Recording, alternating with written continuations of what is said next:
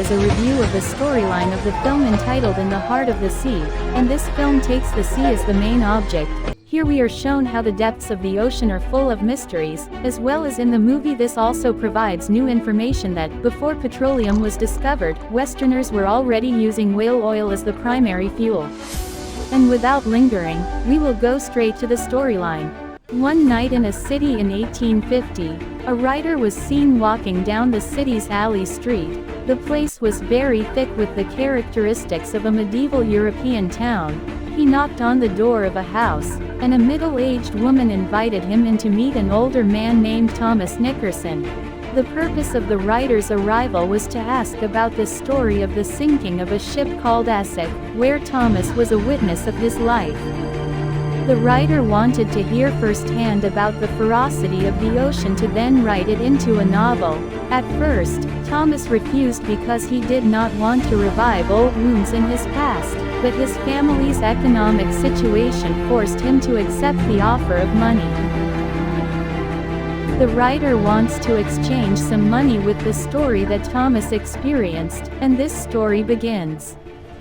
Then in this film, we were invited to flashback tens of years ago. We can see a man named Owen Chase chatting with his pregnant wife. Maybe this is a way to calm him down because soon he will go sailing. Those who often sail will know that once a year it takes to go to sea. It took months to return to the mainland. Owen Chase himself was an accomplished sailor who worked for an oil trading company. At that time, whale oil was used as a lighting fuel before being replaced by fossil fuels. On this cruise, Owen Chase was again summoned by the company. He was asked to join a group of Essex ships to sail the ocean and hunt sperm whales for their oil. The plan was for him to be placed in the position of first sailor, a position one level below the ship's captain.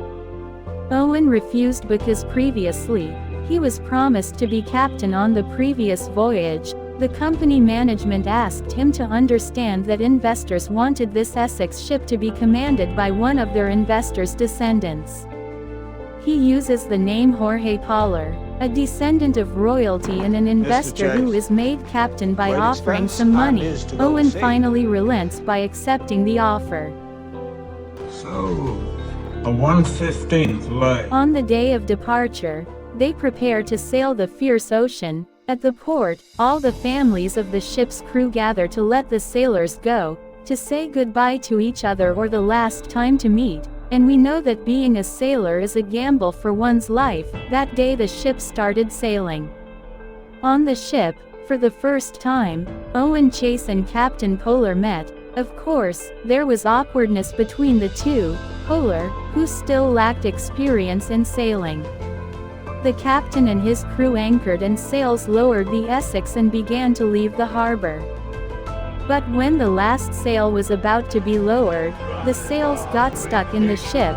Those on top always shouted to tell, and without waiting for a long time, Owen immediately climbed onto the mast of the sail, and the last sail was finally expanding. Experience doesn't lie. That made Captain Poller feel even more competitive.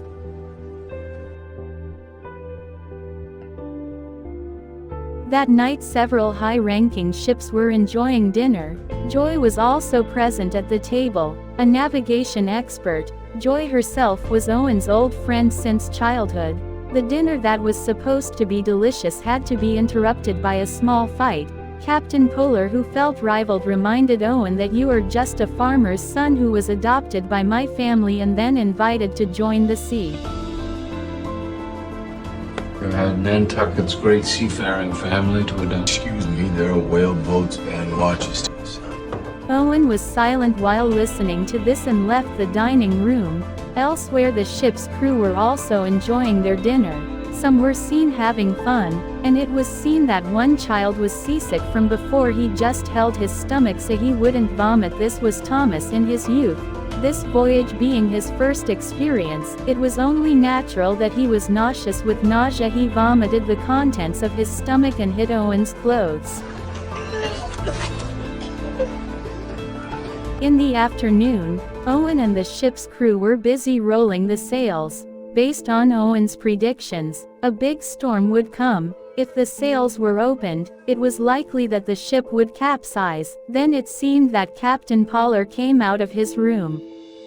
He looked like the ship's crew was more obedient to Owen than to him, who was a captain. He also ordered the ship's sails to be extended again. He was warned that a big storm would come, but he only said, "Let's just let it be that we have to chase the east wind so we can quickly reach our destination. The sails are growing again, and the ship is going faster." The crew looked happy, but they didn't notice a big storm was visible to the right of the ship.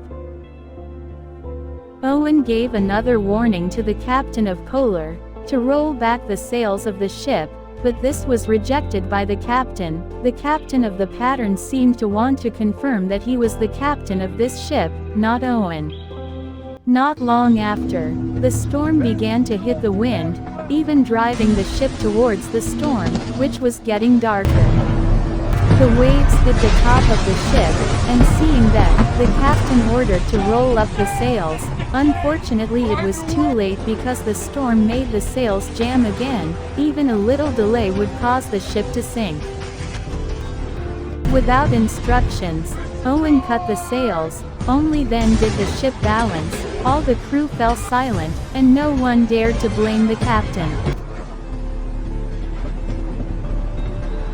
But that incident made Owen call to the captain's room, and both of them argued again. Captain Polar said tomorrow we would return to port, and you, Owen, stopped working on this ship. Every ship listens to its captain while you dare to defy me.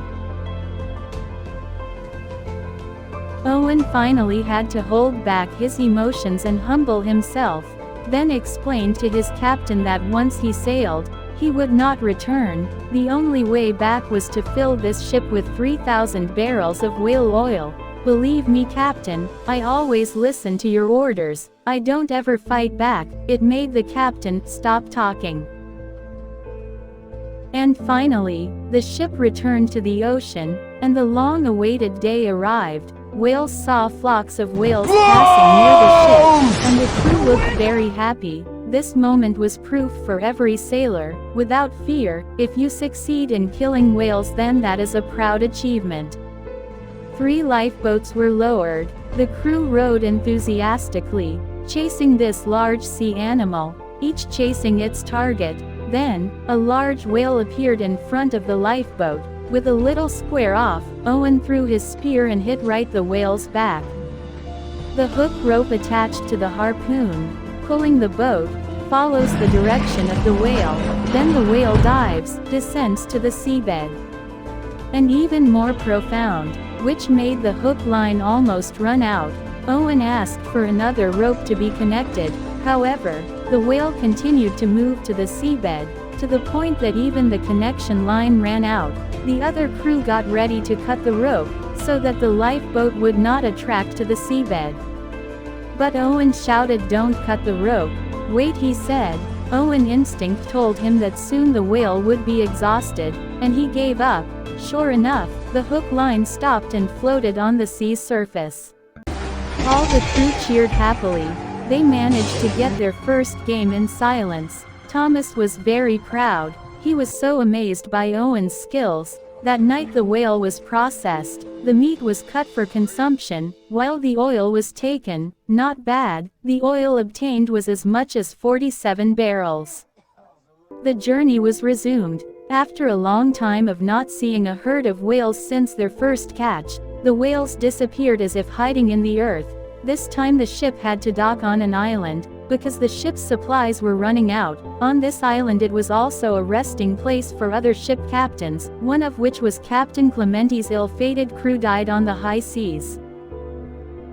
Captain Polar came to him and asked what caused his crew to die. He told us that at a distance of 4,700 kilometers in the middle of the ocean, there were lots of whales, and here we know that Captain Clementi was also a whaler. There were hundreds of herds of whales there. 3,000 barrels.